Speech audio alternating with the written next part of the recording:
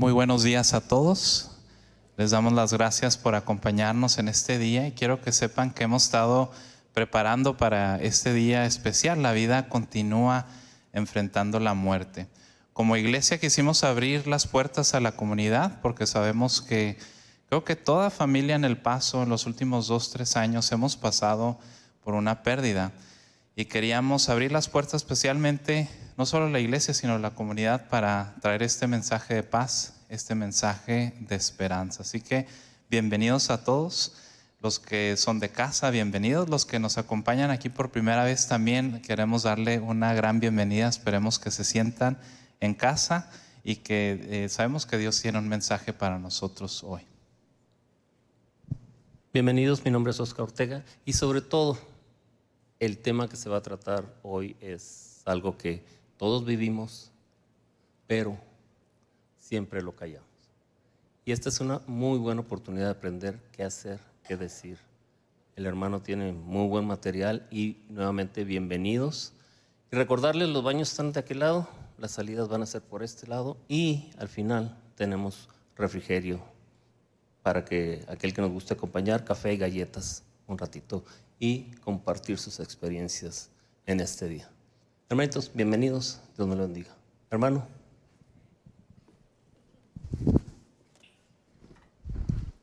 Gracias, hermano. Gracias, pastor.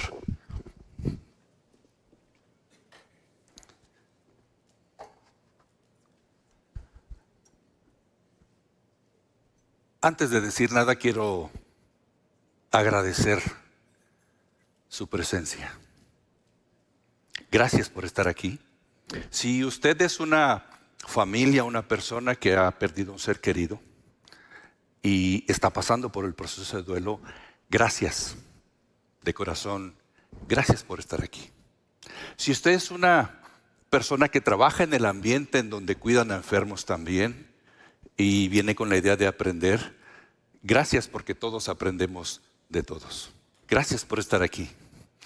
Y si usted viene con la idea de aprender para cuando llegue el momento saber qué hacer o a ayudar a otros, también muchas gracias. Gracias, porque yo sé que hay mucho que hacer y a veces necesitamos sacrificar tiempo para poder ir a los lugares o a los eventos como este, en donde seguramente algo aprenderemos. Ahora bien, que aprendamos o no, no depende de mí. Depende de ustedes. Cuando iniciaba mi carrera dando cursos de capacitación, le decía yo a mis alumnos, a veces queremos, cuando leemos un libro o vamos a un curso de capacitación, queremos ver qué le sacamos al curso o qué le sacamos al libro. Y eso importa, pero es más importante qué es lo que Él nos saca a nosotros. Así es que gracias, muchas gracias. Comenzaré diciendo que la muerte era un evento, era un tema conocido por la comunidad. Era un tema que la gente le daba miedo, pero la gente estaba acostumbrada a lidiar con eso. Era un evento en donde participaba no solamente la familia, sino la misma comunidad. ¿Recuerdan ustedes aquellos tiempos cuando las campanas sonaban? Y la gente sabía que estaban anunciando al llamado porque había fallecido alguien. Y la comunidad iba y visitaba a las personas. Si inclusive cuando había un enfermo, la comunidad iba y visitaba al enfermo. Pero eso cambió. Ese momento trascendental en la vida del ser humano, en la vida de la comunidad, de repente cambió. Ya llegamos al punto en donde inclusive se perdieron las tradiciones que acompañaban al evento de la muerte.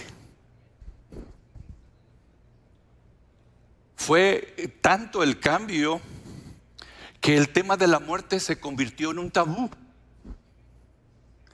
Y a raíz de convertirse en un tabú, de dejar hablar de él, la gente ahora sufre más cuando enfrenta el evento de la muerte. Cuando se enfrenta con que algún ser querido falleció, la gente ahora sufre mucho, pero mucho más.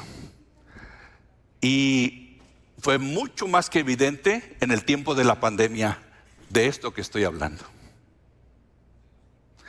De hecho, miren, el proceso de morir ha cambiado tanto de ser un evento familiar y comunitario a convertirse en un evento que normalmente está regido o controlado por el sistema de salud.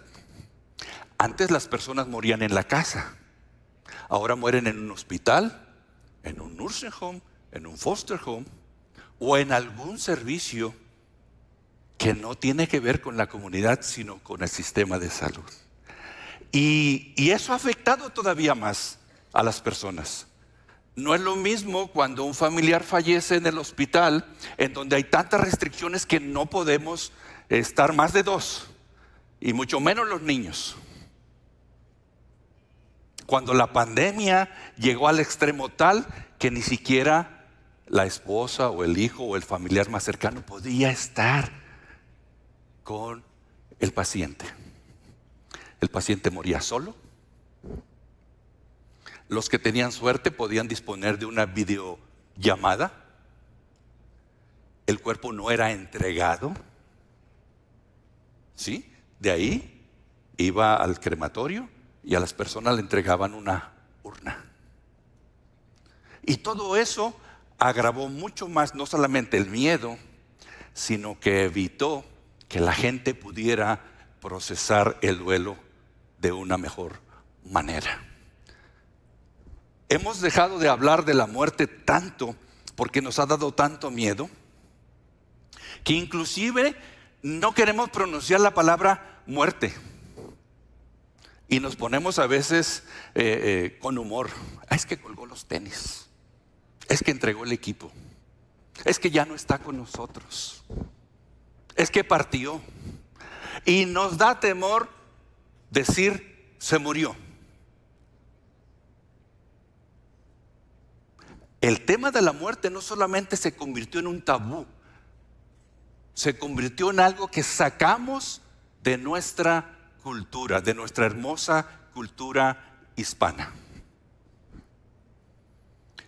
Porque como hay cosas cuando hay que festejar el Día de Finados, ¿verdad? Y fiestas y tantas cosas, pero a la hora de la verdad, a la hora de enfrentar el proceso de morir, hay mucho temor. Y todo viene con el desconocimiento, y todo viene con haber hecho de este tema un tema tabú al grado de sacarlo de nuestra cultura. Por eso es que es muy necesario retomar este tema. Y retomar este tema como comunidad, como iglesia, como lo que ustedes quieran, como una sociedad. Es necesario volver a empezar a hablar de la muerte y enseñar a las personas, como antes, que se conviertan en algo natural. Antes las personas, miren, moría alguien, ¿quién limpiaba al difunto?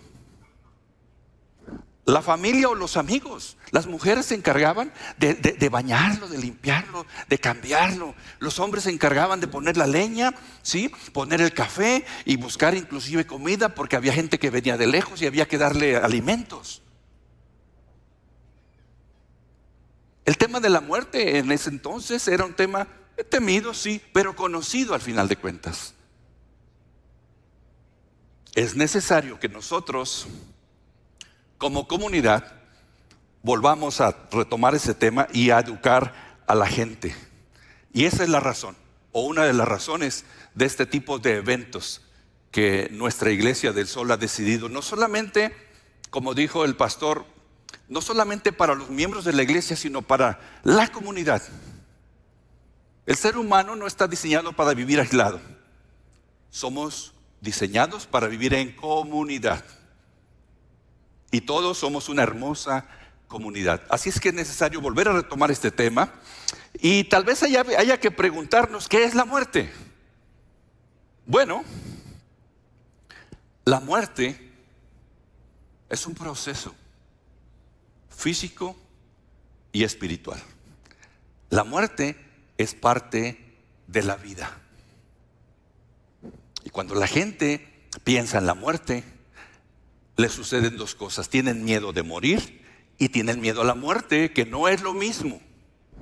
Cuando tenemos miedo a morir, estamos pensando en cómo va a ser, cómo vamos a morir, si vamos a sufrir, si vamos a estar en dolor, en dónde va a ser.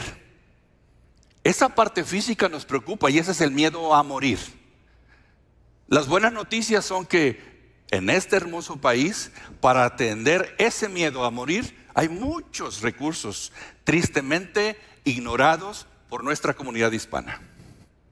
Por ejemplo, está la medicina paliativa o está un programa específico llamado hospice. Pero cuando oímos hospice también nos da mucho miedo. ¿Y sabe por qué nos da miedo cuando escuchamos hospice? Porque resulta que en 1982 el gobierno decide institucional ese programa, lo arranca solamente para los enfermos de cáncer. Entonces, la gente relaciona, nuestra memoria colectiva se ha quedado, cáncer, hospice, muerte. Resulta que es un programa que ha tenido tanto éxito que se extendió a muchas otras enfermedades y que ayuda muchísimo a las personas, especialmente a los pacientes, pero también a las familias. Ayuda a los pacientes a que todos sus síntomas estén controlados. A un paciente que le dijeron que le queda de 1 a 6 meses de vida, es difícil, pero lo más difícil es que esté sin los servicios o sin la ayuda necesaria. A través del programa de hospice, en donde se practica la medicina paliativa es una especialidad médica que no cura, se encarga de controlar los síntomas. Y hay 2 síntomas principales, hay muchos, pero hay 2. Dolor y ansiedad en la parte física. Y en la otra parte espiritual, porque morir o enfrentarse a la muerte es un proceso físico y espiritual. Y en la parte espiritual está el temor a la muerte, no a morir. Y el temor a la muerte tiene que ver con la trascendencia. ¿Qué pasa después de que yo me muera?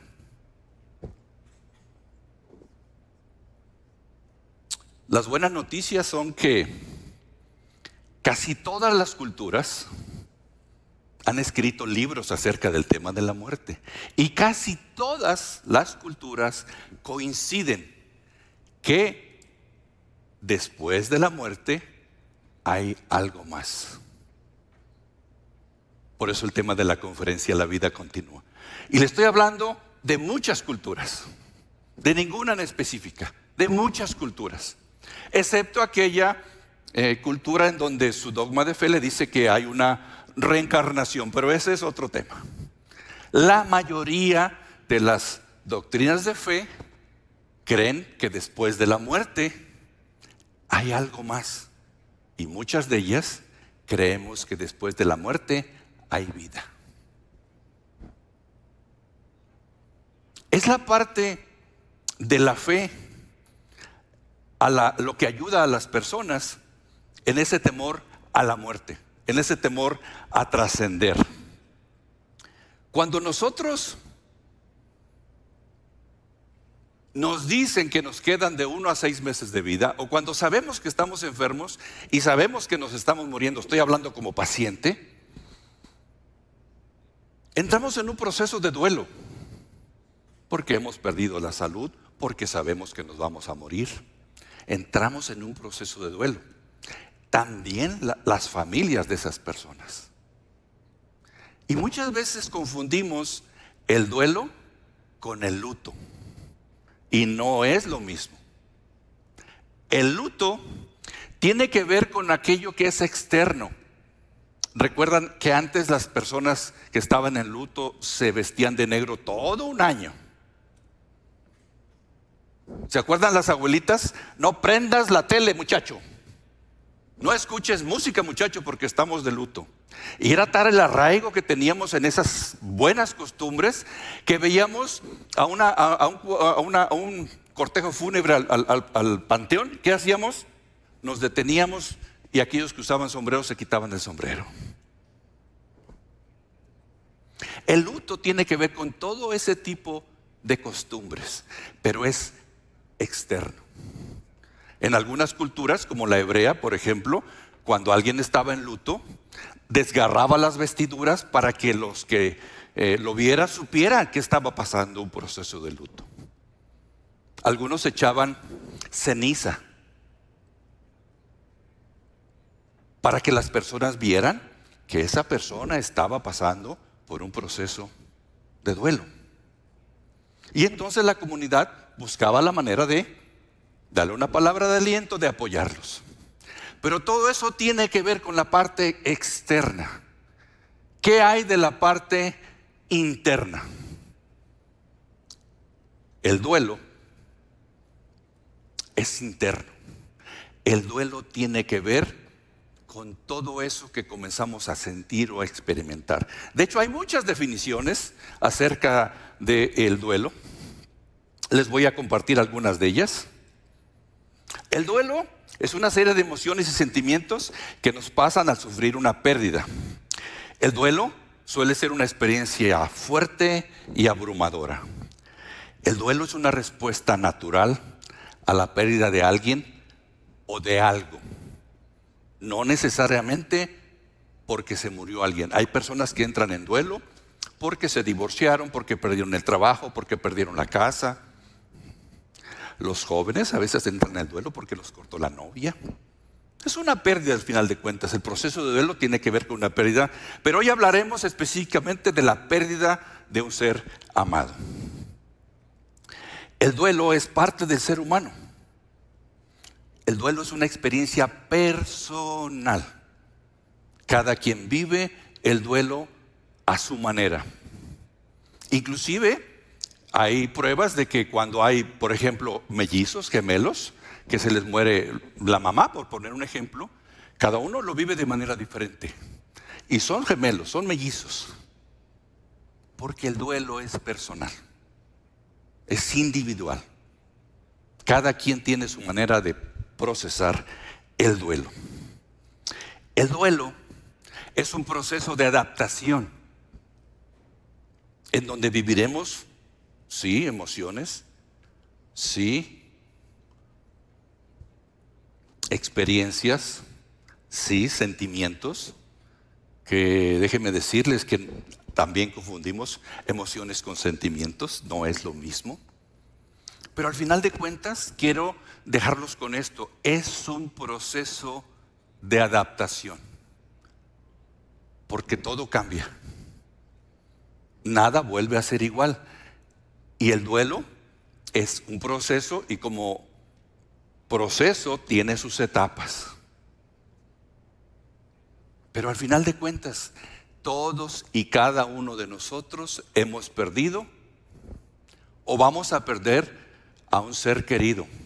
Eso quiere decir que tenemos garantizado que vamos a pasar por el proceso de duelo o algunos ya lo están pasando. Por eso es importante aprender acerca de este tema. ¿En qué consiste el proceso de duelo? Bueno, la primera vez que se acuñó la palabra tanatología, que es la ciencia que estudia el proceso de morir o el proceso de muerte. Thanatos, muerte, logía, tratado o estudio. Fue en 1901 por un médico ruso que después fue galardonado con el premio Nobel. Y esa parte o esa ciencia o ese estudio fue incluido en la medicina, pero solamente para la medicina forense. Pero resulta que en 1969, si no me equivoco, la doctora Elizabeth Kubler-Ross, una científica, una psiquiatra, se enfocó a cuidar a los enfermos terminales y a estudiar ese proceso.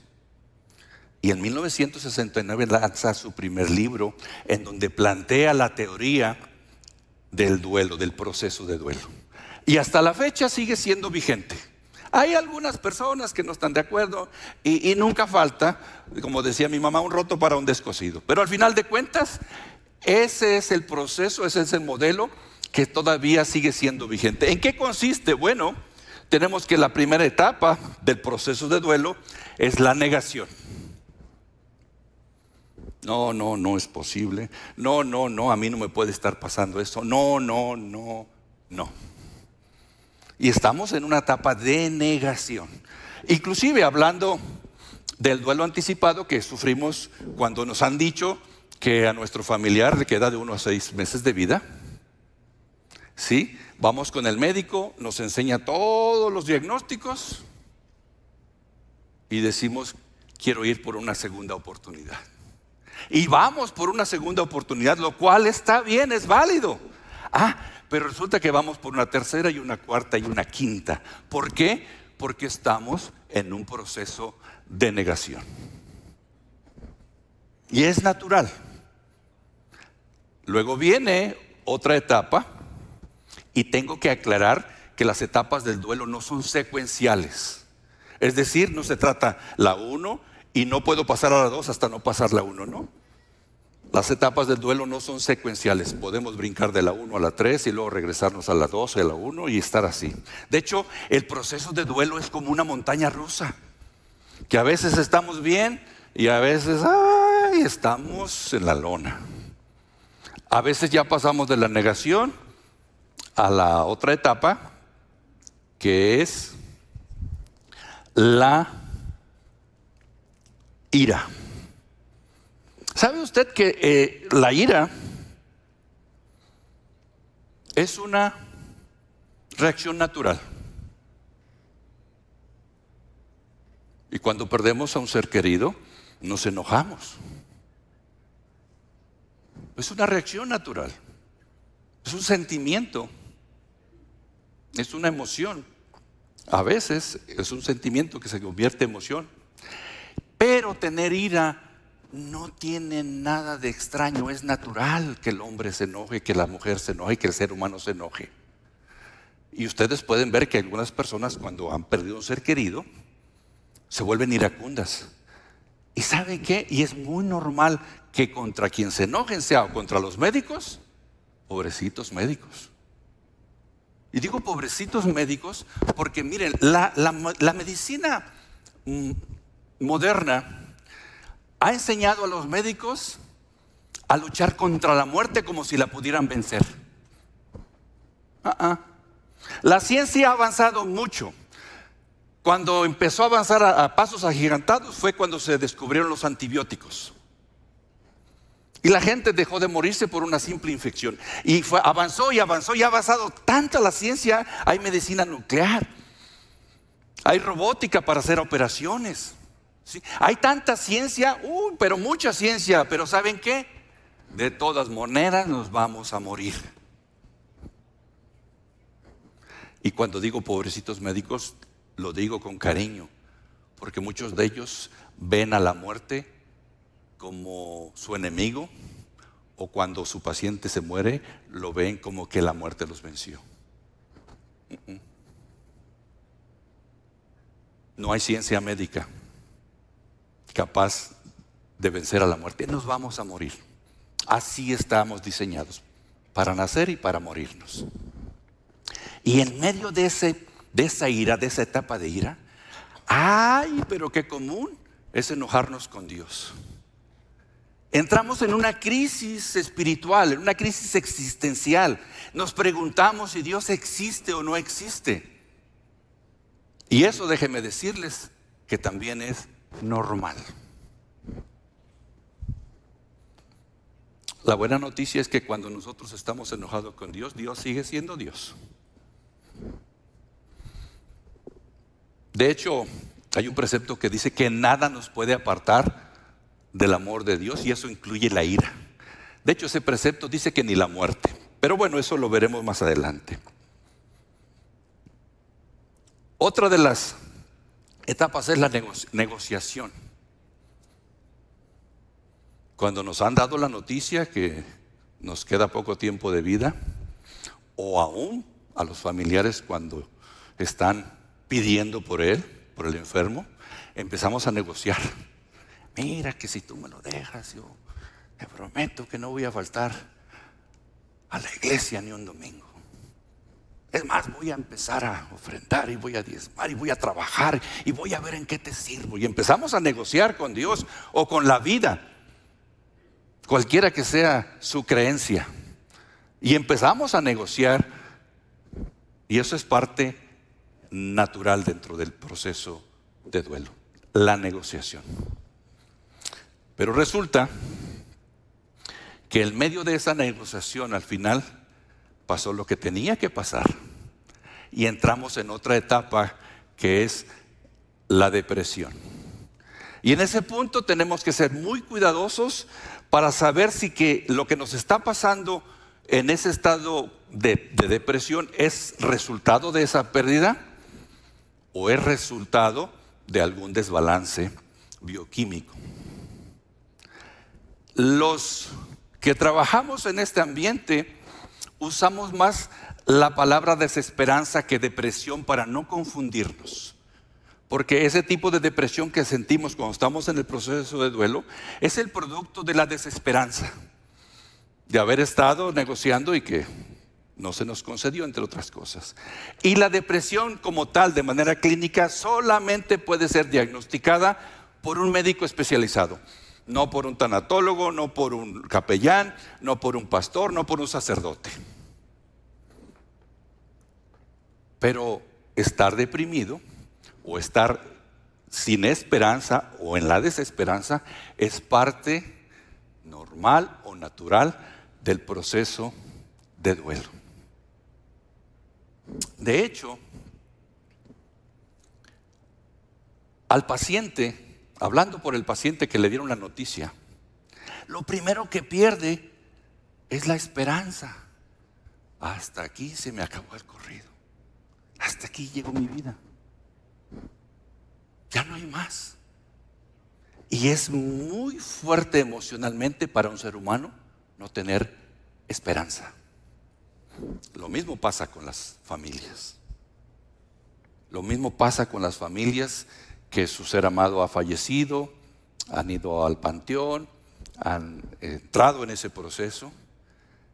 Están muy tristes porque se les perdió la esperanza.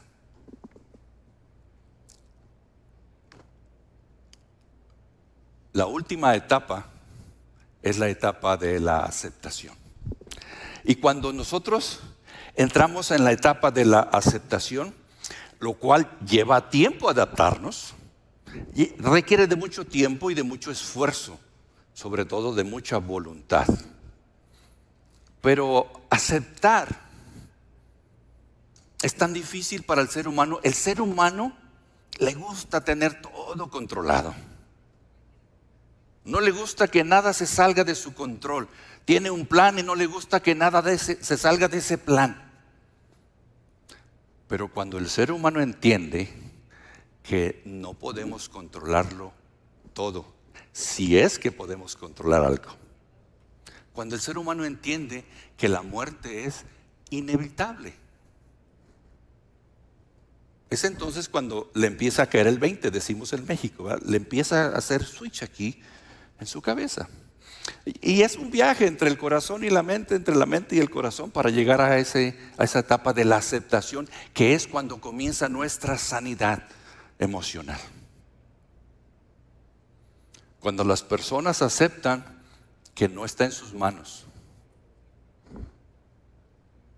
controlar la muerte o el proceso de morir, es entonces cuando comenzamos con un proceso de sanidad. Y cuando digo que no está en nuestras manos, eso incluye líderes espirituales o especialistas médicos. Pero ¿qué podemos hacer que nos ayude con respecto a este proceso? Miren, cada quien lo vive de manera natural. Solamente aquí están algunas sugerencias o algunas experiencias que hemos visto que ayuda a las personas. Número 1, tenga paciencia. Y no la venden en la farmacia ni en la ferretería. Pero necesita paciencia para enfrentar el proceso de duelo. Número 2, exprese sus emociones. Si está enojado, enójese, patalee, tírese al piso, grite, pero exprese sus emociones. Obviamente busque el lugar apropiado, porque a veces cometemos el error, hablando de los pacientes terminales, que la familia quiere expresar sus emociones y ahí están en el cuarto, haciendo berrinches, expresando sus emociones. ¿Ok? No es el lugar apropiado. Exprese sus emociones, busque el lugar adecuado y haga lo que tiene que hacer. Hoy inclusive ofrecen en algunas ciudades terapia de la ira para expresar su ira. Le dan, usted paga un dinerito, entra a un cuarto y le dan un bat. Sí, y empieza usted a quebrar espejos, cajas. De veras, no estoy exagerando. Pregúntele al chismoso de Google.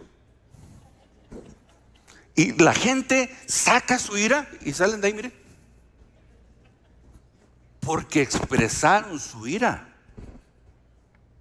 Yo no creo que tenga que pagar para ir a romper cosas, ¿verdad? Pero en fin, pero al final de cuentas, exprese sus sentimientos.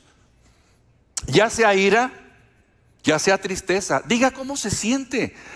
Tenga cuidado a quien se lo dice también. Pero dígalo. Cuando usted expresa cómo se siente, usted está sufriendo un proceso de sanidad llamado catarsis. El hecho de hablar produce sanidad. Hable, busque con quién hablar, pero hable. Y si no encuentra con quién, use su fe y hable. Pero hable. Exprese, no deja que se convierta su cuerpo, su corazón o su mente en una olla express, porque de repente así andamos, ¿verdad? Como si fuéramos frasquitos de pintura. Psst, psst, psst. No, exprésese, hable de sus emociones, hable de cómo se siente, porque eso le va a ayudar a procesar. Aprenda sobre el dolor. Sí, pregunte, ¿por qué me duele tanto? Pregunte si lo que siente es dolor o sufrimiento, que no es lo mismo. El dolor es algo natural. De hecho, miren, cuando perdemos al que amamos, nos duele, porque si no lo amamos ni nos duele. De hecho, alguien dijo muy románticamente que el dolor era el más alto precio del amor, porque lo que amamos nos duele. Y es cierto. Así es que si usted está en dolor, usted está dentro del proceso natural del duelo. Pero aprenda si usted está en dolor o en sufrimiento. ¿Cuál es la diferencia? Que a usted le duela, insisto, es natural porque usted perdió algo que amaba. Pero que a usted le duela y le duela y le duela 24 horas al día y le siga doliendo, eso ya no es dolor, eso ya es sufrimiento. Y normalmente sufre la gente, ¿saben por qué? Porque no aceptan. Porque no aceptan. Porque no buscan ayuda. Porque no entienden que es normal que nos duela.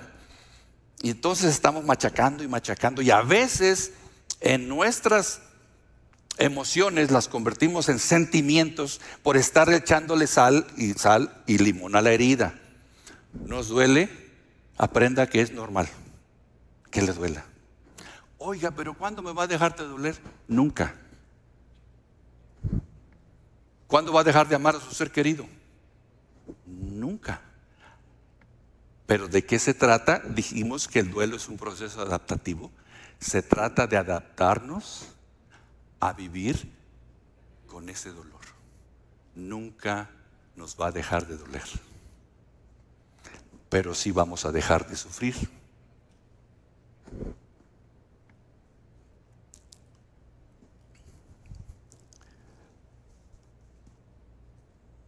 Déjese ayudar por otras personas. Uno de los errores más comunes es que no pedimos ayuda o no nos dejamos ayudar. Déjese ayudar por otras personas. Cuando hablábamos al inicio de cómo el proceso de morir hace unas décadas era tan diferente, la familia iba a ayudarnos. ¿Sí? Nos cuidaban los niños, trapeaban la casa, hacían de comer. Déjese ayudar, busque ayuda, déjese ayudar. Deje que las personas que lo aman expresen su ayuda. Déjese ayudar, busque ayuda y déjese ayudar. Comparta tiempo con los demás. Otro error muy común es el aislarnos. Y si bien es cierto que al principio necesitamos ese espacio, ¿sí? Si bien es cierto que necesitamos al principio eso no es para siempre. No se aísle. Aunque le cueste trabajo, trate de incorporarse otra vez a las actividades que tenía. No se aísle. Y usted que quiere ayudar a esa persona, no la aísle. Miren, un error bien común que cometemos. Hay un grupo que se junta, sí, que tiene sus reuniones, que se juntan comúnmente para compartir. Pero resulta que que decimos, no hay que hablarle a Lauro porque se le murió su mamá. Y yo no creo que él quiera ir. Y lo vamos excluyendo. Y lo vamos excluyendo, y lo vamos excluyendo, lo vamos aislando. No se aísle, o no aíslen a la persona amada. Dejen que él decida. Oye, Lauro, vamos a ir a cenar a tal lugar, ¿quieres ir con nosotros? Y entonces esta persona le dirá, no me siento bien. O dirá, sí, estaba esperando que me llamaran. No se aísle y no aísle a las personas. Eso es muy importante. Busque la ayuda. Y ahí es en donde la comunidad entra en acción. Ya sea la iglesia a la que usted asiste, los grupos de amigos, los primos, los hermanos, ¿sí? O los programas como este que ofrecen ayuda. No se aísle. Comparta tiempo con los demás. Aliméntese bien. Mire, si usted está pasando por un proceso de duelo, su cuerpo, para empezar por el simple estrés, se debilita.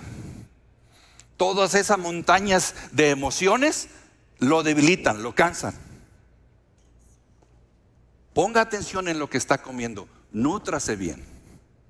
No se deje caer tampoco con toda la caja de donas, con el pretexto de que está triste, ¿sí? Pero nútrase.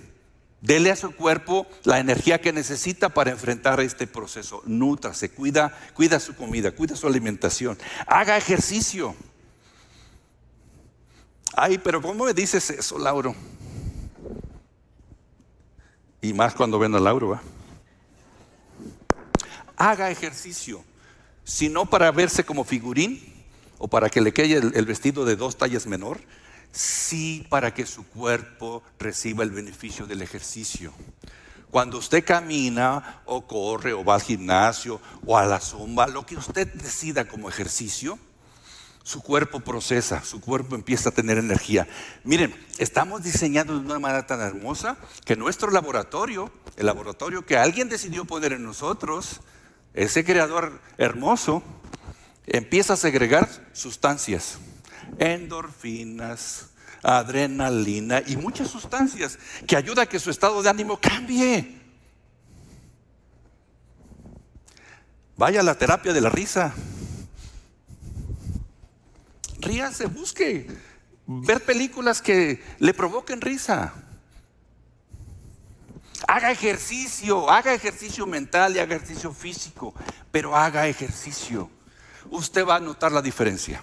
De hecho, miren, a veces cuando vamos caminando, para los que nos gusta caminar, porque antes corríamos, hace 30 kilos que corríamos, ya no podemos correr, porque las rodillas nos reclaman. Pero cuando caminamos, muchas veces estamos procesando. Ahí podemos desahogarnos, ahí podemos hablar, pero estamos haciendo ejercicio que nos va a ayudar físicamente, inclusive emocionalmente. Descanse. Pero así como le dije que no abuse de la caja de las donas, no abuse con el descanso.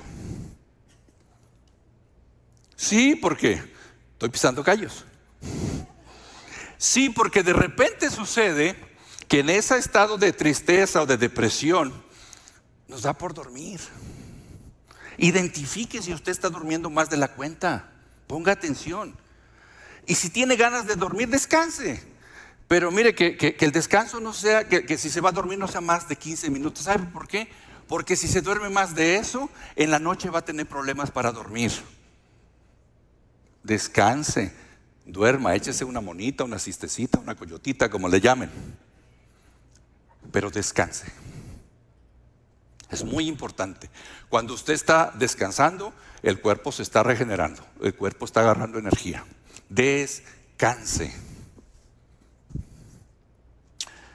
Y por último, insisto, busque apoyo. Busque apoyo. Y el que busca, encuentra. Busque apoyo, y cuando usted encuentre apoyo, usted va a entrar en una etapa diferente de su proceso de duelo.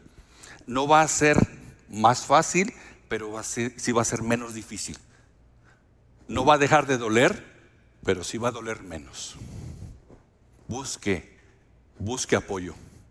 Es muy importante dentro de esas sugerencias para enfrentar el proceso de duelo. Ahora bien, una de las razones de invitarlos a venir el día de hoy es presentarles esta guía. Por 14 años he estado sirviendo en el programa de hospice y he estado viviendo el proceso de morir de manera cotidiana. No me he acostumbrado, pero durante 14 años he tenido unos maestros excelentes, y no estoy hablando de mis profesores. Gracias a Dios pude estudiar junto con mi esposa consejería familiar cristiana. Hicimos una maestría en consejería pastoral. Recibí recientemente, me gradué como tanatólogo clínico en una universidad en Puerto Rico. Pero más que todos esos estudios académicos, fueron los pacientes y sus familias los que me enseñaron tantas lecciones de cómo enfrentar la muerte. El tema de este librito o de esta guía es la vida continúa, cómo enfrentar la muerte. Y hay mucha literatura, hay muchos recursos, muy pocos en español, por cierto, pero hay muchos recursos. Pero les digo una cosa,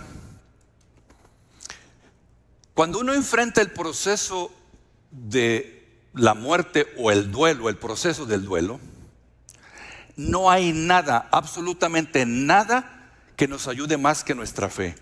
Y no se confundan, no estoy hablando de religión. Los que entienden de tanatología reconocen que hay que fortalecer o ayudarle al paciente o al aconsejado a fortalecer su espiritualidad. Y yo aquí me tuve que echar un trompo con mis maestros en la universidad. Porque yo les decía, bueno, yo he aprendido que la fe de mis pacientes les ayuda más que cualquier otra cosa, filosofías, terapias, lo que sea. No hay nada que le ayude más a un paciente o a un familiar que perdió a un ser querido que la fe. Está comprobado clínicamente, científicamente, que somos cuerpo, mente y espíritu. Pero resulta que hemos inventado muchos programas para poder fortalecer el cuerpo y muchos programas para poder fortalecer nuestro intelecto. ¿Y qué de nuestra espiritualidad? No le estoy hablando de religión, le estoy hablando de fe. Yo he visto como pacientes que no tenían esperanza, cuando recurrieron a su fe, adquirieron la fortaleza necesaria para poder enfrentar la muerte misma. Y oigan, cuando acudieron a su fe, como capellán del programa de hospice, el gobierno nos hace mucho hincapié que debemos respetar la fe de las personas. Y así debe de ser, aunque el gobierno no nos lo diga. Como tanatólogos nos hacen mucho hincapié. El problema con la tanatología es que le da miedo meterse al terreno de la fe.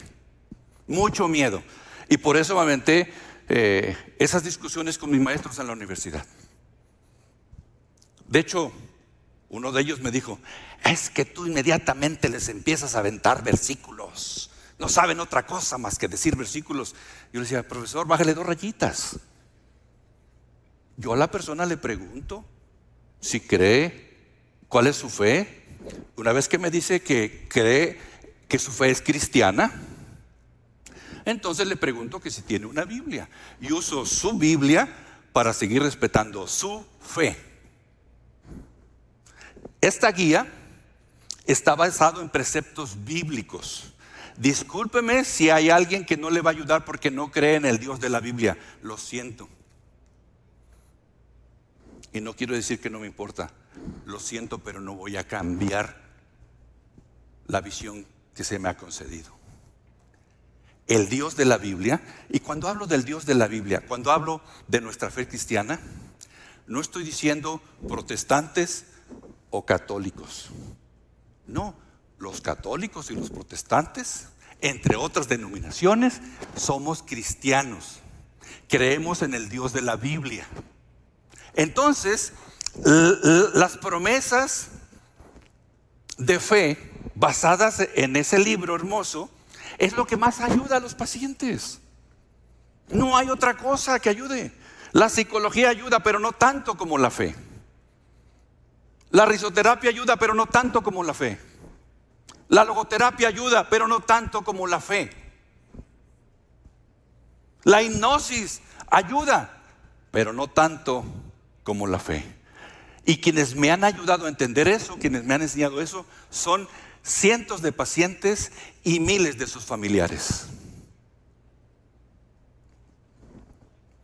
Mire usted, imagínese que en el proceso de la ira, y aquí viene esa experiencia,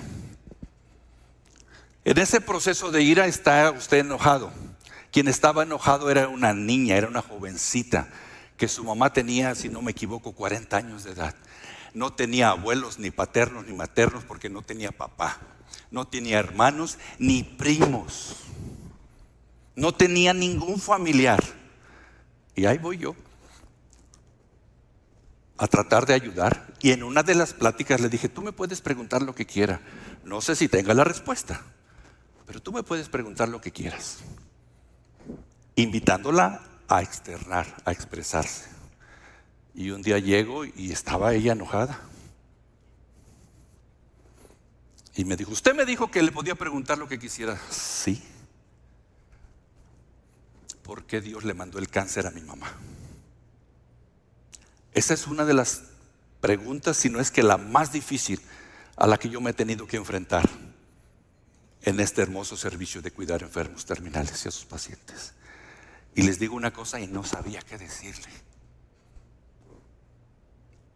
Y yo en mi mente tuve que pedir ayuda. ¿Qué le digo?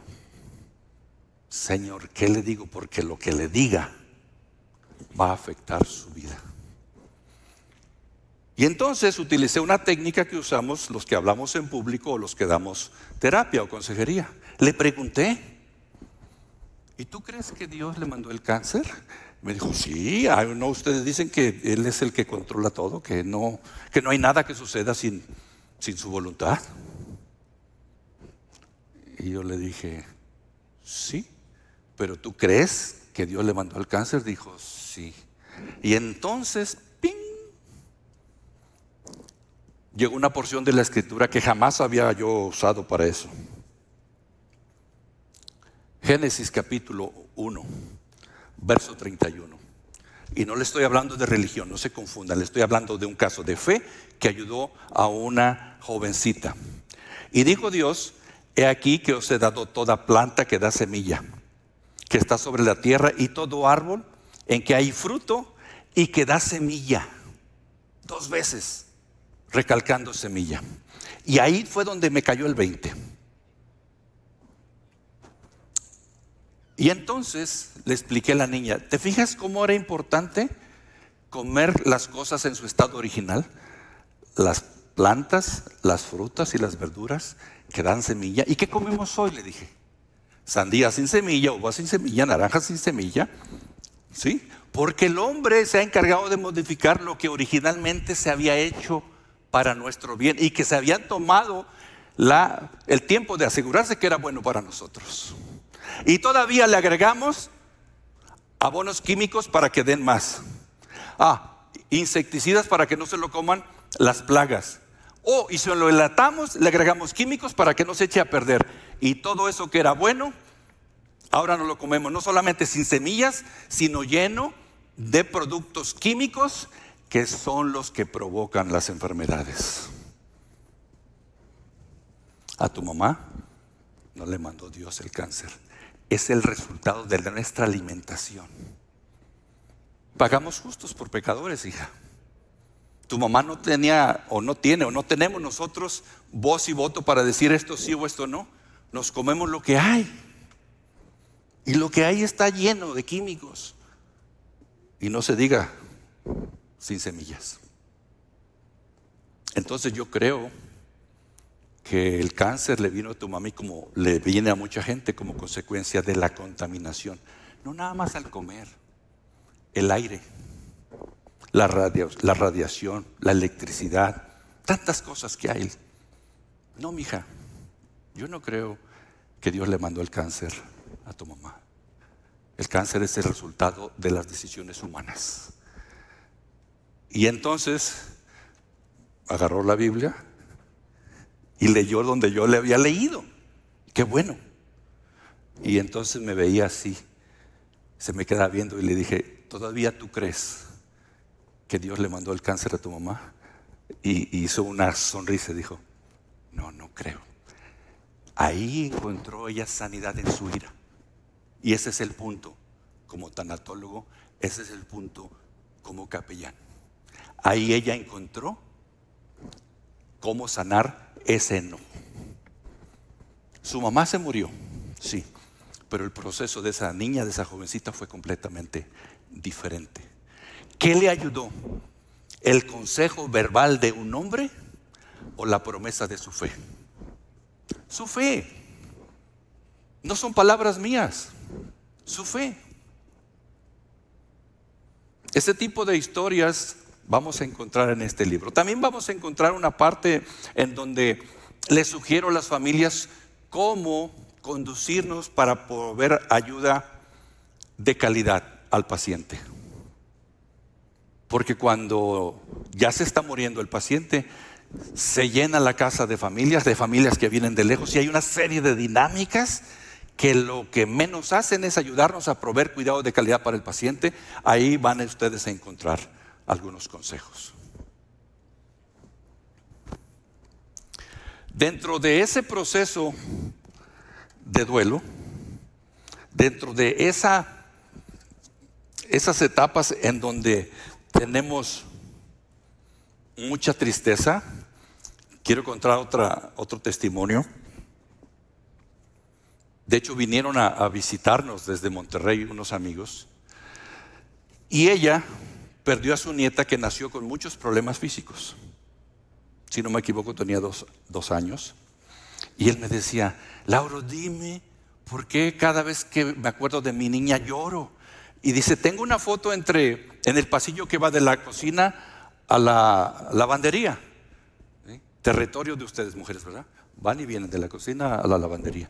Y entonces dice, cada vez que paso y veo esa foto, ¿por qué lloro? Ya tiene tiempo que murió mi nieta. ¿Por qué lloro? Y yo le decía, bueno, llorar es natural, pero lloro a cada rato, lloro mucho. ¿Por qué lloro? Y esta persona era una mujer activa en su iglesia, una mujer de fe. Y yo le pregunté, cuando tú ves a tu nieta, ¿cómo te la imaginas? ¿Muerta o viva? ¿Cómo te la imaginas? ¿Sufriendo o sin sus enfermedades? Porque nació con muchas enfermedades. Y se quedó pensando. Dijo, muerta. Me acuerdo del día que la sepultamos, me acuerdo. Ok, tal vez tengas que pensar qué sucedería si dejas de imaginarte la muerta. Y me dijo, ¿cómo? Bueno, hay una promesa en las Sagradas Escrituras que dice, Apocalipsis capítulo 21, verso 4, y enjugará Dios toda lágrima de los ojos de ellos, y ya no habrá muerte, Ese temor a la muerte del que hablábamos al principio, que tiene que ver con que no sabemos qué pasa después de que morimos, ahí está una respuesta. Y ya no habrá muerte. Pero entonces, ¿se murió o no se murió? Sí, se murió físicamente, pero de acuerdo a su fe, ¿va a ir a dónde? Ya no hay muerte. ¿Por qué? Porque está en la vida eterna, y en la vida eterna ya no se vuelve a morir la gente. Por eso es que lo primero que promete esta porción de la Escritura, lo primero que promete el Señor es que ya no habrá más muerte. Y luego dice que tampoco habrá dolor. Y cuando vivimos en esta tierra, en donde no pedimos nacer, pero no nos queremos ir, aunque estemos sufriendo, nos duele mucho, nos duelen muchas cosas. Resulta que en esa vida eterna, que la fe de ustedes, porque yo estoy seguro que ustedes creen en el Dios de la Biblia, cualquiera que sea la iglesia donde se congregan, resulta que esa Biblia promete que no habrá muerte y que no habrá dolor y que no habrá angustia, entre otras cosas. Entonces yo le decía a esta amiga, ¿qué pasaría si tú, en lugar de acordarte del panteón, te empezaras a acordar de esa promesa y te imagines a tu nieta en ese lugar? Se fueron y a las 2 semanas me habló. Oye, ya no lloro. Bueno, dice poquito, pero ya no lloro cada vez que paso por el pasillo, veo la foto de mi hija. ¿Qué cambió?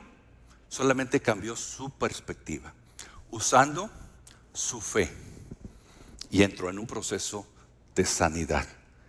Quiero recalcar, no les estoy hablando de ninguna religión, solamente le estoy hablando de las promesas que están en la Biblia, en las Sagradas Escrituras. Y en eso está enfocado este libro. Perdónenme, no es un acto religioso, discúlpenme. Y sobre todo la gente que está en el ambiente médico, que están como Santo Tomás, que hasta que no vean no creen. Ver, si no es físico, si no lo puede comprobar, no existe. La muerte es un misterio en donde todavía desconocemos muchas cosas. Es cierto, pero también es cierto que la teología es una ciencia. También es cierto que está comprobado que clínicamente somos espíritu. ¿Y qué más puede ayudarnos a fortalecer nuestra espiritualidad? Pues nuestra fe. Perdón por ser tan ignorante y solamente enfocarme en las promesas de la Biblia para fortalecer su fe o su espiritualidad. Perdónenme, pero les digo una cosa.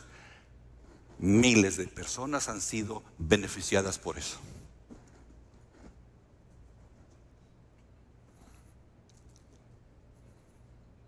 De eso se trata este programa, de ayudar a las personas, a los pacientes cuando tenemos tiempo, y a las familias a procesar el duelo. Vamos a tener un cierre, pero antes quiero dar un espacio para preguntas y respuestas. Les garantizo que no las sé todas, pero les prometo que si no las sé, puedo ir a investigar y luego platicaremos. Pero por favor, siéntanse en la libertad de preguntar lo que quieran preguntar con respecto. No me vayan a preguntar qué números son para la lotería, porque eso menos lo sé.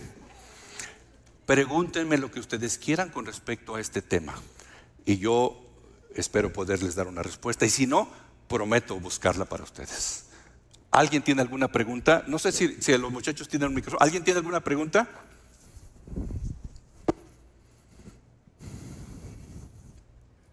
Buenos días, gracias por la invitación, a mis amigas que me invitaron y a todos que están aquí. Pégese el micrófono para que lo oigan. Si no, no la oyen los demás, sí. Y aprendemos todos, sí, en este tipo de preguntas. Sí, yo ahorita estoy pasando por un duelo prematuro. Hace 1 año y medio murió mi hermano, y luego también a mi esposo. Mi esposo tiene 82 años y tiene demencia senil. Okay. Entonces él ahorita está en un home, y pues tengo una niña de 15 años. Entonces ha sido un duelo muy pesado, muy fuerte. Y pues gracias a Dios que he tenido muchísimas personas que han estado a mi lado, mis amigas, que pues siempre he tenido el apoyo primeramente de Dios, pero aún en medio de todo esto, todavía sigo batallando. Sigo batallando tal vez porque no acepto el simple hecho de ver a mi esposo así, cómo se me está deteriorando, cómo procesarlo, cómo ayudar también a mi hija por los episodios que tuvo mi esposo con nosotras y han sido muy fuertes, entonces no ha sido fácil, entonces sí me gustaría cómo... Su pregunta es cómo recibe ayuda o dónde recibe ayuda. Sí, o sea, esa es su pregunta. ¿Cómo procesarlo? Bueno, cómo procesarlo va a ser buscando ayuda para que le ayuden a cómo procesarlo. Siento mucho lo que me comparte y con respecto a su papá es el que tiene no, mi esposo. El de demencia senil. Sí, mi esposo. Mire, cuando una persona entra en esa etapa en donde pierde la memoria, ya no reconoce, la familia sufre dos duelos. Y eso hace todavía más doloroso el proceso, porque está pero ya no está. Y eso es bien difícil para la familia procesar, pero hay ayuda. Al final de cuentas es un duelo. Hay ayuda. Hay muchos lugares a donde, si usted busca, va a encontrar. Las buenas noticias es que parte del plan de la iglesia es ofrecer grupos de soporte de duelo a la comunidad. De hecho, el día, si no me equivoco, el día 19 es un anuncio que pensábamos dar al final, lo voy a hacer ahora. El día 19, corríjame pastor si me equivoco, 19 de septiembre vamos a estar empezando grupos de soporte de duelo. No va a ser aquí, es en el edificio contiguo, pero está usted invitada. Posteriormente vamos a poner la hora y todo lo demás. Si usted se registró, por favor cuando salga, que busque su nombre y le ponga un asterisco y que quiere usted venir, que le mandemos información si usted gusta, para venir a esos grupos de soporte. Hay grupos de soporte. Sí, muchísimas gracias. Al contrario, gracias a ustedes. Gracias. ¿Alguien más tiene otra pregunta? Adelante.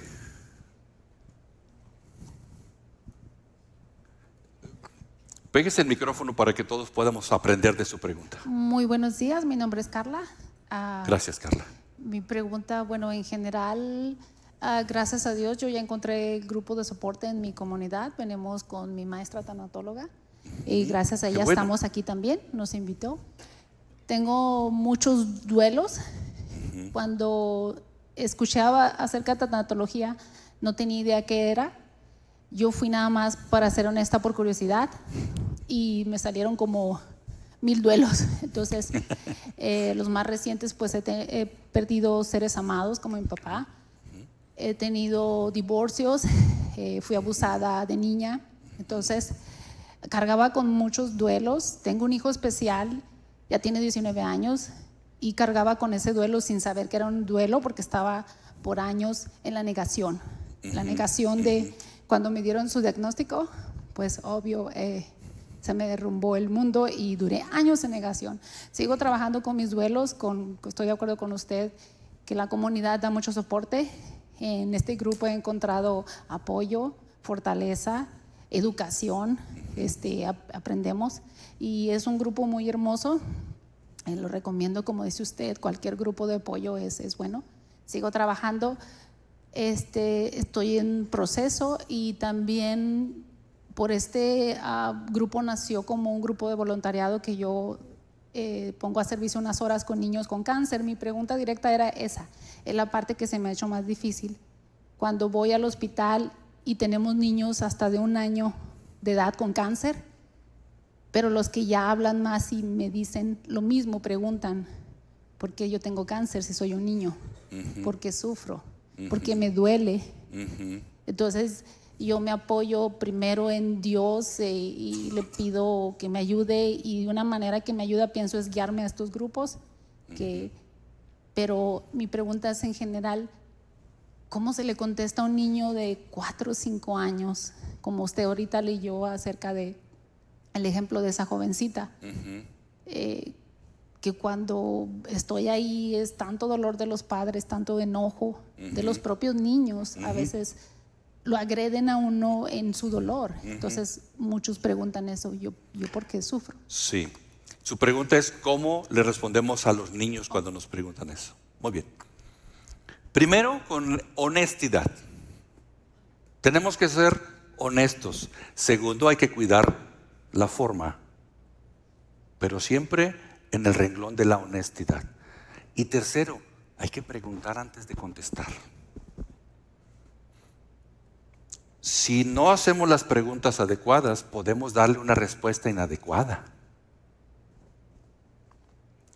Mamá, ¿y qué son los tríos? A lo mejor ustedes saben esa historia. Ay, Señor. Bueno, pues, en la escuela dijeron que le hablara a mis hijos con la verdad. Es que un trío es un encuentro para tener relaciones íntimas entre 3 personas. Y el niño se fue y al rato viene, ¿y por qué usan una guitarra, mamá? El niño estaba preguntando por los tríos de la música, pero el error de la persona adulta de no preguntar, ¿por qué quieres saber eso?, hizo que diera una respuesta equivocada.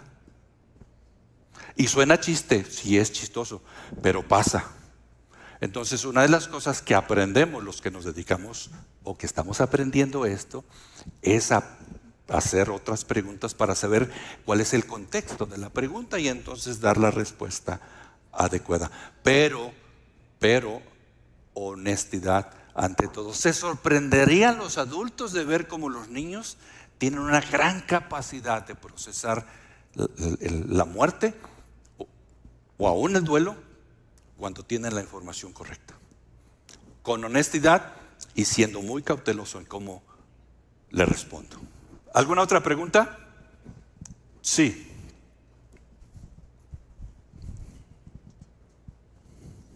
Una pregunta, yo creo en un servicio fúnebre, es cuando la persona está buscando más contestaciones al porqué y todo esto.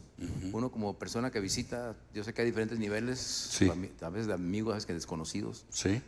¿Qué se puede decir y qué no se debe decir a una persona cuando se despide de ellos o lo saluda a uno, a esa persona? Okay. ¿Sabe que esa es una excelente pregunta y muy común? No hay una fórmula. No hay una fórmula para decir, dígale esto y esto otro. Tendría que conocer cuáles son las circunstancias, cuál es la manera en cómo murió la persona, qué relación tenía con la persona, qué piensa ella acerca de eso que pasó, cuál es inclusive su doctrina de fe. Hay muchas cosas por las cuales yo tengo que estar seguro antes de dar una respuesta, pero muchas veces la mejor respuesta es no decir nada. Porque a veces en ese afán de ayudar es más lo que empeoramos las cosas que lo que ayudamos. Muchas enfermeras me preguntan eso, oye, ¿y qué le digo? Ya llamaron porque el paciente se murió y las enfermeras dicen, ¿y qué es lo mejor decirle? Entonces, dependiendo de la relación que tenga usted con esa persona, tal vez no haga falta una palabra, tal vez sea suficiente un apretón de manos, dependiendo qué confianza tenga, un abrazo. Sabe que en el abrazo hay un mensaje de amor poderoso. No hace falta decir palabras a menos de que usted esté seguro que lo que va a decir le va a ayudar. Si no está seguro, mejor no diga nada. Y lo digo porque una vez sí dijo, sí, mira, te acompaño en dolor y si sé lo que estás sintiendo. Y la persona se molestó. ¿Cómo claro. ¿Vas a morir? ¿Estás muerto? Es un error muy común. Decir, errores, entiendo tu dolor. No lo entendemos, porque dijimos al principio, el duelo es personal. Cada quien procesa de manera diferente. Y a veces queremos decirle, entiendo tu dolor, porque queremos hacer empatía y lo hacemos con buenas intenciones. Y muchas veces es más lo que empeora la situación. Y en lo personal, fue lo que cuando murió mi papá, lo que me dio fue eso, nomás un abrazo de la persona. Cada vez que me abrazaba a alguien, como que parte de mi dolor se iba con esa persona. Sí. Hasta que ya terminó, después de 100 abrazos, yo creo como que bajó sin palabras, nomás el puro abrazo. Claro. Miren, a veces, hace tiempo yo era enemigo de ir a los funerales. No me gustaban y para mí decía yo que ¿a qué voy si no sé ni qué decir? Pero aprendí Miren, a veces cuando usted va al funeral de un amigo, de un familiar, sobre todo de un amigo que no es tan cercano como un familiar, y el amigo lo ve parado allá en la esquina, eso es suficiente. A veces eso, de hecho la presencia es uno de los más hermosos regalos que le podemos dar a una persona, o que se está muriendo o a alguien que se le murió un ser querido. La presencia misma. Gracias por su pregunta. ¿Alguien más tiene otra pregunta?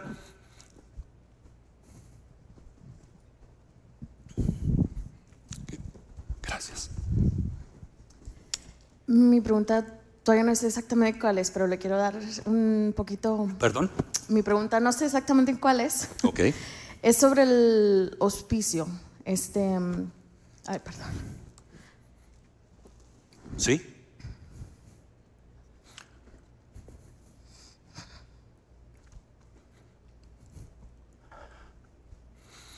Respire. Otra vez. Vuelva a respirar profundo. Ok. Una vez más.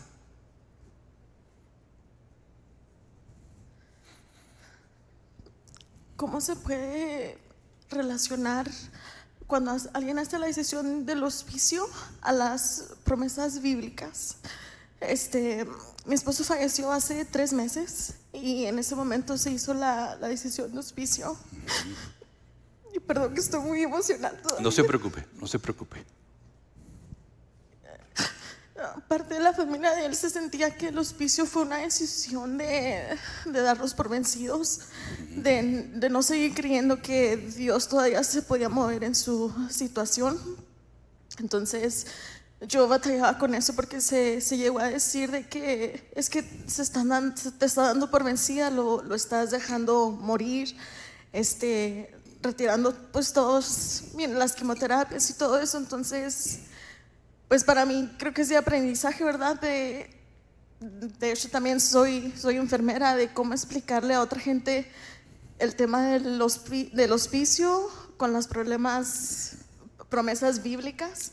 ¿Hay alguna relación entre eso? ¿Cómo se puede presentar a una persona que es religiosa, que conoce de Dios, cuando piensa que el tema del hospicio es algo de darse por vencido? Ajá, sí. Muy bien, gracias. ¿Cuál es su nombre? Elizabeth. Gracias, Elizabeth. Mire, uno de los sentimientos que nos embargan cuando perdemos un ser amado es la culpa. Sentimos culpabilidad. ¿Por qué lo metí? ¿Por qué no lo llevé? ¿Sí? Y eso es también normal. Tomar la decisión de llevar a alguien al hospice, porque la traducción de hospice a hospicio no es correcta en mi entendimiento, porque el hospicio para nosotros los hispanos es un asilo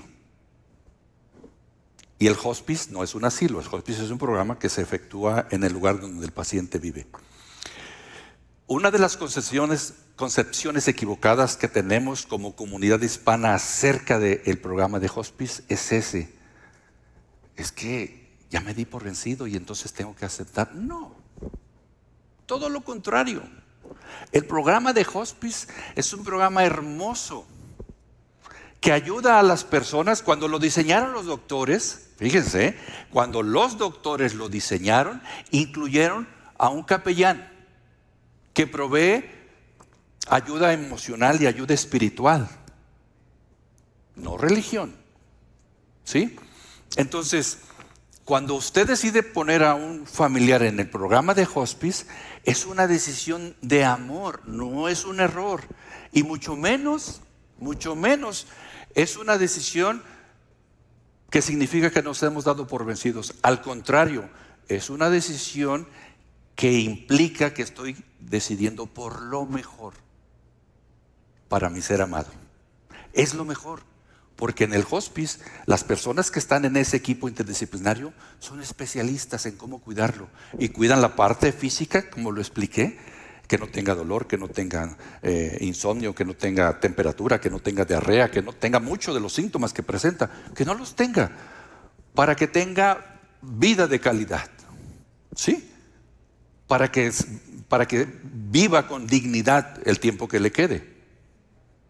Y por el otro lado, la parte espiritual, si es que el capellán no es religioso, si es que el capellán está capacitado para dar ese tipo de ayuda, entonces va a recibir el soporte emocional y espiritual que necesita. ¿Cómo se relaciona? Es su pregunta. ¿Cómo relaciona el hospice con la fe? Bueno, usted como enfermera no está capacitada para poder ayudar al paciente. Podría no estar capacitada, pero dentro de ese equipo interdisciplinario, el que está capacitado, se supone, es el capellán. Y usted, si tiene un conflicto con su fe por haber llevado a su esposo ahí, no tiene por qué sentirse así. Si quiere podemos platicar con más calma. Lo único que le quiero decir es que fue una decisión de amor porque seguía queriendo por lo mejor, seguía buscando por lo mejor. Y el programa de hospice es lo mejor que podemos decidir para una persona que su enfermedad ya no tiene cura. ¿Qué voy a hacer? Busco ayuda y lo llevo a estar rodeado de quien puede proveer la ayuda, que yo, aunque sea enfermera, no soy suficiente. Porque en el programa está un doctor, está una enfermera o enfermeras, trabajadores sociales, los CNAs que van a ayudarle con la parte física, la higiene y otras cosas, y el capellán. Y hasta los voluntarios, porque hay voluntarios dentro del programa que a veces van y simplemente acompañan al paciente o acompañan a la familia. El programa de hospice es una decisión acertada que no choca con la fe, al contrario. Le da la oportunidad al paciente y a la familia, porque el programa de hospice, en cuanto a la familia, se extiende el programa a la familia en la parte emocional y espiritual. Inclusive después de que el paciente fallece, durante 12 o 13 meses están dentro del programa de duelo, dentro del bereavement program, en contacto con la familia, le llaman, le mandan cartas, y algunos hospice tienen la responsabilidad de ofrecer grupos de soporte de duelo para las familias. No hay un conflicto entre el programa de hospice y la fe, no lo hay. Espero haber contestado su pregunta. ¿Alguien más? Sí, madre. Vamos para allá, sí.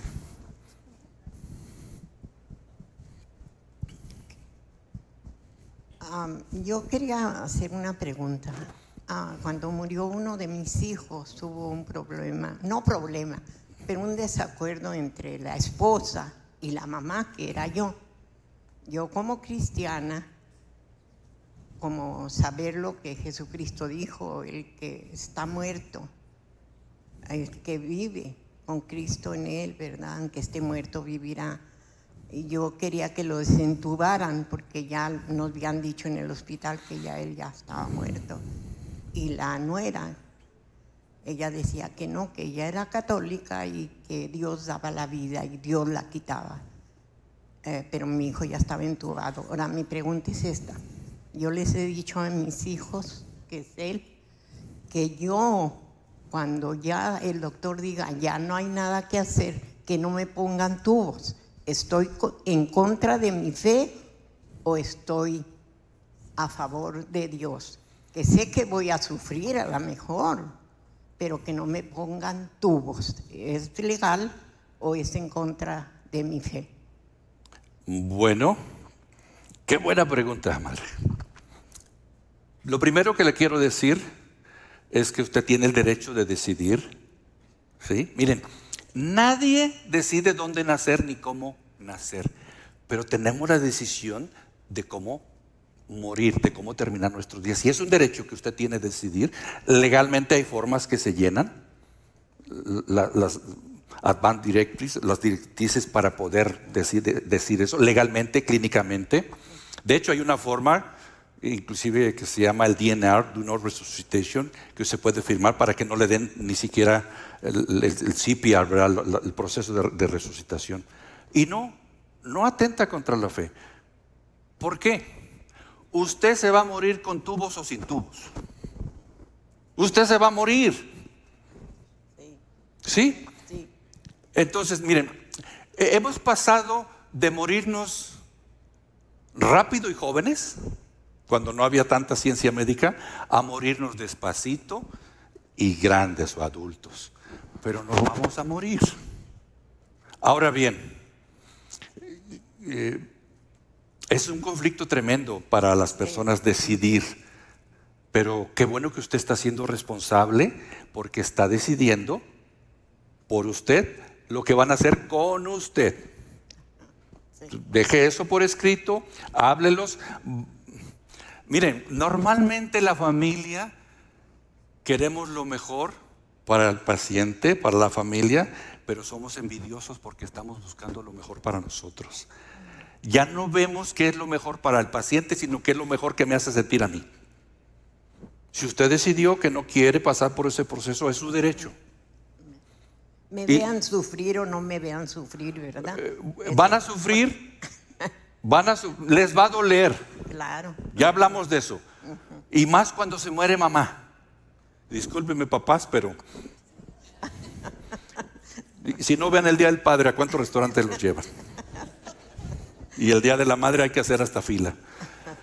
Cuando se nos muere la mamá es un duelo tremendamente doloroso, más doloroso que los otros. No quiere decir que los otros no duelan, pero por nuestra cultura, sí, la mamá es lo máximo.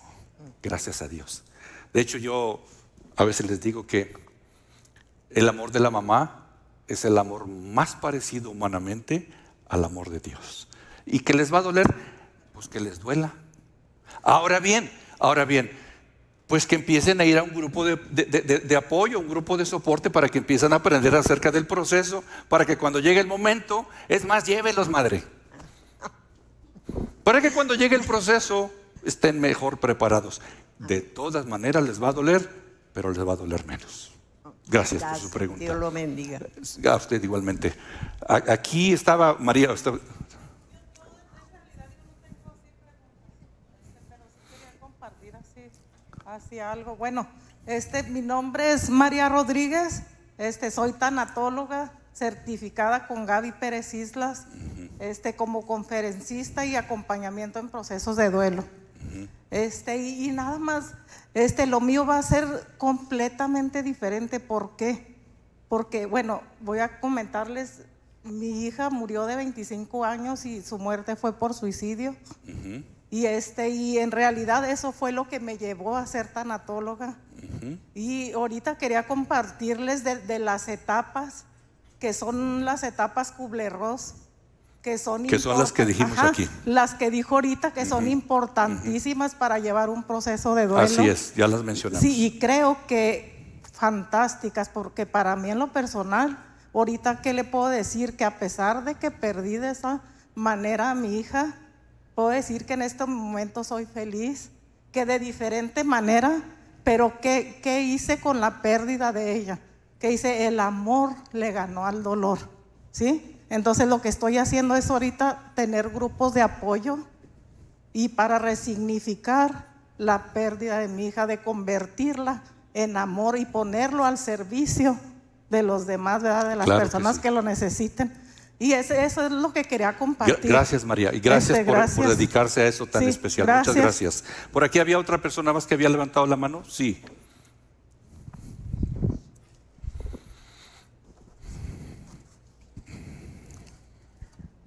Buenos días, mi nombre es Lucelena Saucedo. Ya nada más yo tengo que, algo que me pasó, que murió mi cuñado. Sí. Y estábamos, mi hermana, la que acaba de quedar viuda, ella que ya era viuda y yo. Y estaba mi esposo en un lado. Y luego le dijo con mucho coraje a mi esposo: ¿se hubiera muerto usted? Usted está más viejo. Y a mí me dolió mucho y todavía no lo supero. O sea, me siento como ofendida. Bueno, digo, pues es que es una ofensa. Tiene usted derecho de sentirse ofendida. Dijo, ¿por qué me dices eso? Es que él estaba más viejo. No porque esté viejo, quiero que se muera. Miren, gracias, gracias. No nos morimos. Miren, la edad no tiene nada que ver con morirnos. De hecho, déjenme decirles, la gente saludable también se muere. No nomás los niños o los ancianos. Yo recuerdo estar en un restaurante con unos amigos en Monterrey y estábamos comiendo menudo, barbacoa, machacado. Y en la mesa de al lado estaban comiendo unos ancianitos, yogur, papayita. Y se para uno de mis amigos y va y les dice: señores, los felicito, van a morir muy sanos. Y se regresó y se sentó. Nosotros nos vamos a morir cuando nos toque morirnos, y gracias a Dios que no hay una persona que decida cuándo. Así es que no le haga caso a palabras que no tienen valor. ¿Alguna pregunta más? Estamos ya por terminar. ¿No hay ninguna pregunta más? Sí. Esta es la última. Gracias. Porque todavía nos falta cerrar, ¿ok? Buenos días, mi nombre es Marta Corona. Quiero preguntar, tengo 2 años de viuda y la verdad el dolor está ahí como si fuera ayer.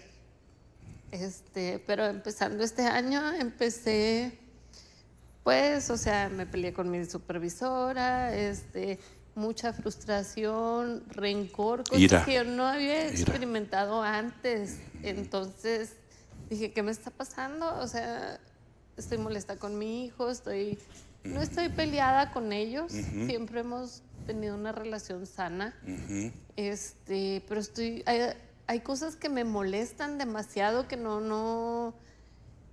y que surge un coraje, un rencor, que regularmente yo no era así.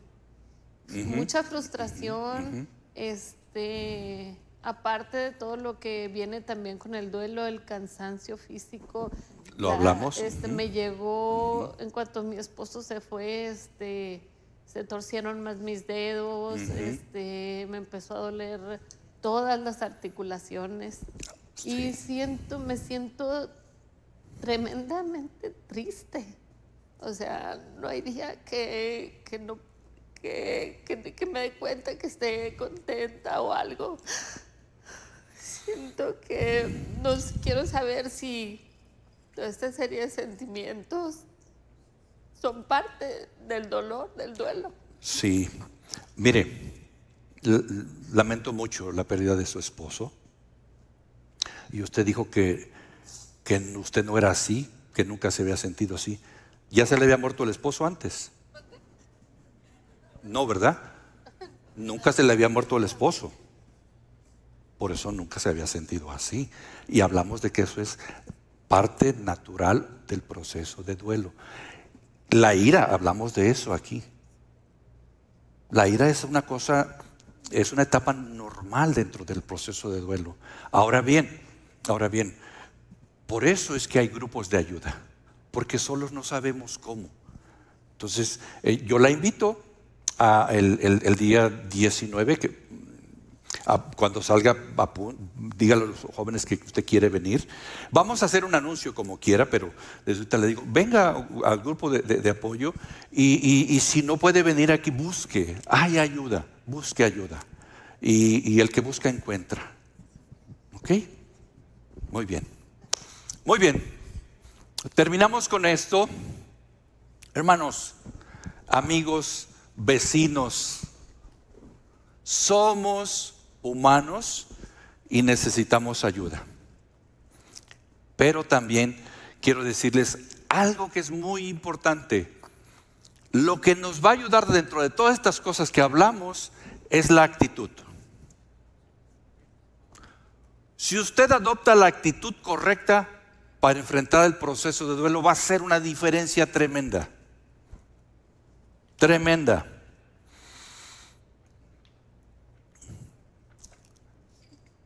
¿Qué es la actitud? La actitud es una definición muy mía. Es la manera en cómo reaccionamos o razonamos ante cada evento de la vida.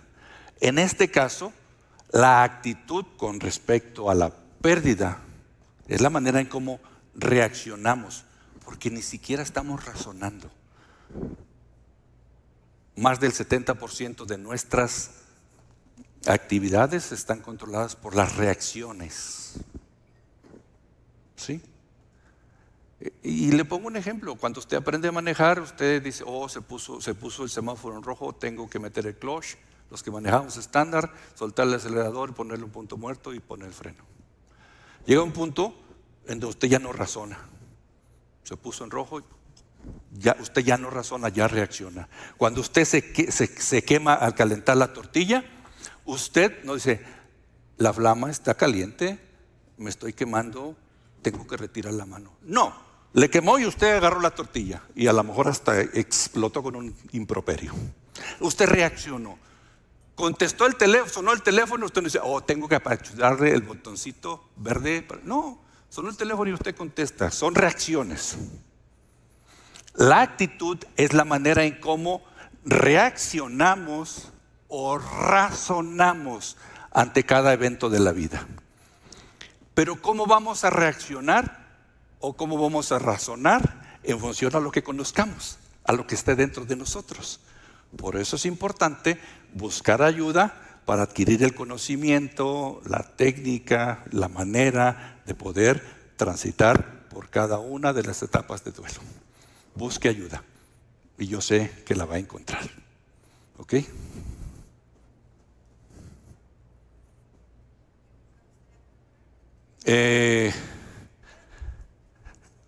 Dígalo en voz fuerte, alta. No la quiero dejar sin la pregunta, pero estamos terminando.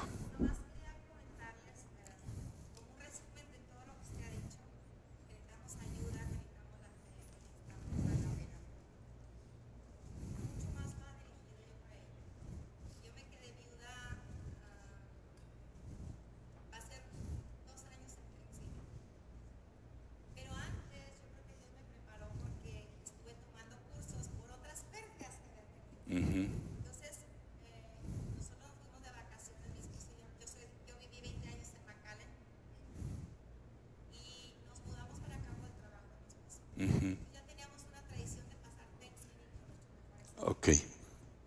Y fuimos y estábamos pleno Thanksgiving en la mañana. Yo bajé a hacer los postres de la noche, que ya tenía, todo el mundo quería mis postres. Entonces me puse a hacer y mi esposo nunca bajó a desayunar. Mi amiga preparó el desayuno y subí y encontré a mi esposo en pleno Thanksgiving en la mañana. Bueno, encontré, no se alcanzó ya. Lo que quiero compartir es precisamente cuando tú tienes una fe, cuando tienes un apoyo. Yo ya venía con un apoyo fuerte de ayuda que había tenido. Ese día todo el mundo se sorprendió de la fortaleza que yo tuve, porque yo tenía dos amigos ahí donde nos quedamos. Yo tenía a Guillán Barré, estaba en silla de ruedas. Le pido nada más que sea prudente con el tiempo porque estamos por terminar. Para ellos. Entonces, la fortaleza que yo había tomado, ¿verdad? El resumen es, si tenemos la ayuda, vamos a tener los recursos y la actitud de lo que usted estaba diciendo. Pude ayudar a mis amigos que estaban más derrumbados que yo, que era mi esposo. Entonces, tuve la actitud de decir, ¿saben qué? Vamos a continuar. Él ya no está, y su cuerpo ya no está. Pero tuve la fortaleza de decir, sigamos con la noche de celebración de dar gracias. Y vamos a cambiar ese duelo por el agradecimiento de lo que tuvimos en la vida de él. Entonces, es importante la fe, es importante el apoyo, es importante la actitud, es importante fortalecerse en lo único que te va a dar fuerzas, que es Dios. Por eso no hay religión, pero hay fortaleza. Sí. Por eso dije que la fe es lo que más ayuda al ser humano en este proceso de no hay otra cosa. Gracias, hermano. Gracias por su participación. Y hablando de la actitud, miren,